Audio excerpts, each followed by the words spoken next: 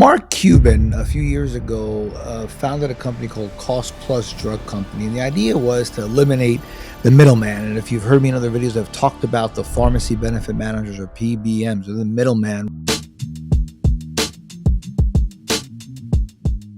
Remember the middlemen that were basically charging a rebate back to pharma companies, which was causing the prices to go up. Now, with Mark Cuban's company, what he's saying is we're going to eliminate that middleman, and we're going to be very transparent with drug prices. We're going to put caps on them, charge small fees to make a little bit of a profit, but really we're going to be very transparent with the drug costs so that people can afford these medications. And, I have to commend him. He's done a very good job.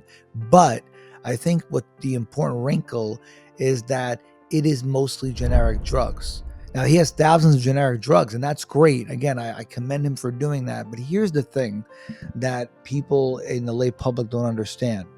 The majority of the profits, the majority of the revenue for pharmaceutical companies comes from branded drugs. So today in the market, if you were to take the U.S. market and look at, what percentage are generics, what percentage are branded drugs, the majority of drugs that are distributed are generic drugs. But the profit, the majority of it comes from the branded drugs, right? So 80% of the profit comes from the branded drugs, even though they might make up 20% of the entire pool, right, in terms of distribution of drugs in the industry.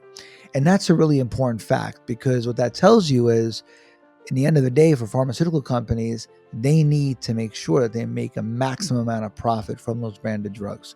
So while I think it's really great that Mark is doing that, I think it's fantastic, and it's commendable. At the end of the day, the real question is, can he bring in branded drugs and have these branded drugs be available with easier access to patients, where they could really expand market access? One of the challenges that we see today with, for example, Congress passing the Inflation Reduction Act under the Biden administration is this. They want to regulate prices and negotiate prices under Medicare, right? This is the healthcare system for patients that are older, over 65.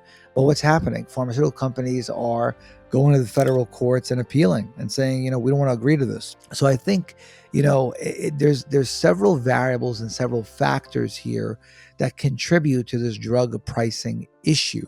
And so I think, although Mark has, again, done a great job of trying to at least get generic drugs to be readily available, the key question is going to be what's going to happen with those branded drugs. All right, if you like this content, make sure you comment, subscribe below. Let me know what other types of content you like related to the pharmaceutical or healthcare policy space. I'll talk to you guys soon.